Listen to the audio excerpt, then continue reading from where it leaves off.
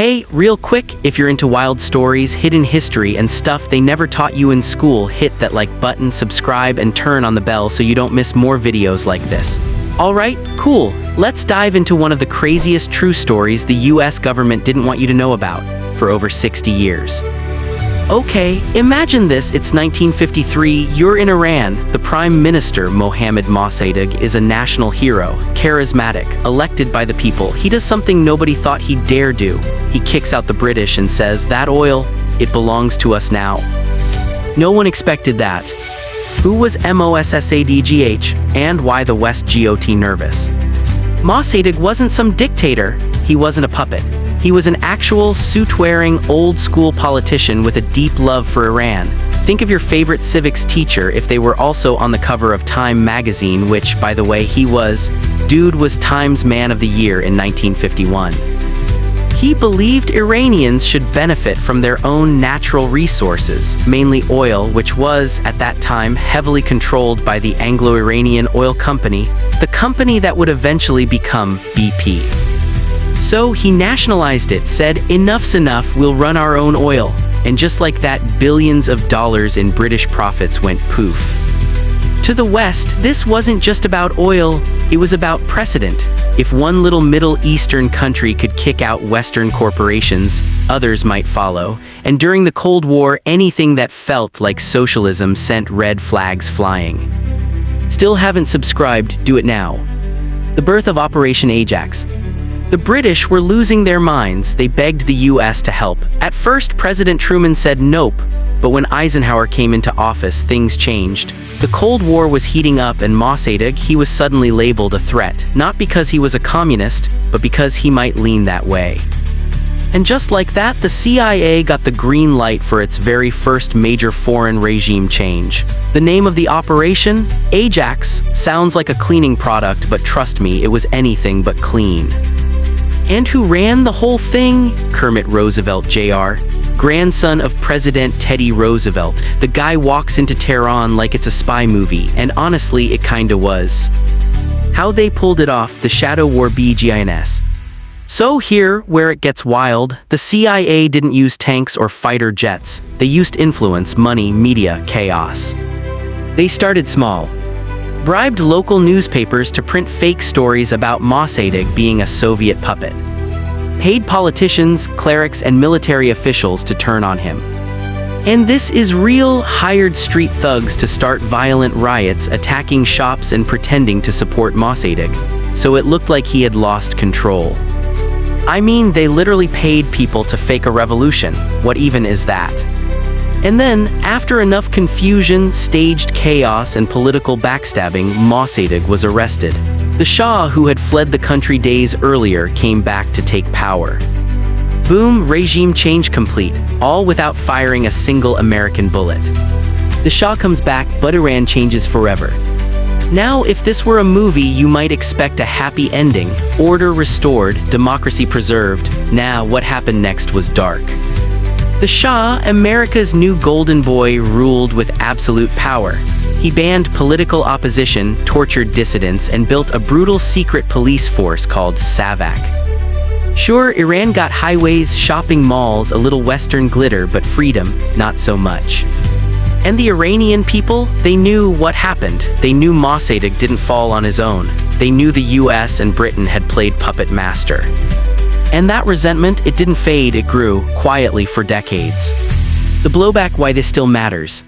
Fast forward to 1979. The Iranian people have had enough. They rise up, overthrow the Shah, and replace him with Ayatollah Khomeini, a radical Islamic cleric who hated the West. The US embassy gets stormed. Americans are taken hostage. Relations between the US and Iran collapse. And guess what? That same coup from 1953 is still one of the main reasons Iran doesn't trust the West today. Fact check. In 2013, the CIA publicly released over 1,000 pages of documents confirming their role in Operation Ajax. Everything from planning to execution. It's not a rumor, it's not speculation, it's a matter of record. For decades, people suspected it. Now we know, and if this story's got you thinking, wait till you hear what they did in other countries. Operation Ajax, the blueprint. Wait, you still haven't subscribed. What are you waiting for? Push that like icon too. Let's get back to it. Operation Ajax was like the CIA's test run, and when it worked, they were like, yo, we should totally do that again. So they did. Guatemala in 1954, check. Congo in the 60s, yep. Chile in 73, oh, just wait for that one. Every time, they used the same tricks: bribes, propaganda, staged protests, media manipulation, military back channels. And every time, democracy was the first casualty. And we're just scratching the surface. Here's the thing, you don't have to be anti-American to acknowledge this. But if we're gonna understand today's world, the wars, the enemies, the broken alliances, we've gotta understand what really happened back then. One oil deal, one prime minister, one silent coup, and a legacy of mistrust that still shapes global politics to this day. If that blew your mind even just a little, drop a comment. Let me know, did you know this already, or was this your first time hearing about Operation Ajax? And if you're still with me, first off, you're awesome. Second, smash that like button, hit subscribe, and stay locked in. Because next time, we're heading to Guatemala, where bananas were powerful enough to topple a government. Yeah, you heard that right. Okay, let's just pause and replay this whole thing in your head for a second, because this wasn't just some dusty history book chapter. This was real people, real power, and real consequences. 1951, Iran elects Prime Minister Mohammad Mossadegh. He's not a communist, not a radical, just a guy who believes Iran's oil should belong to Iranians. Simple, right? Well, not if you're Britain and your empire's running on Iranian fuel. Britain loses its mind. So they beg the US to help, and the CIA says, sure, but we'll do it our way. And trust me, their way didn't involve tanks rolling in first. Nope, they attacked the story. They paid newspapers to run fake headlines. They handed out wads of cash to street thugs to start riots. They made it look like Mossadegh had lost control, when really, it was all part of the show.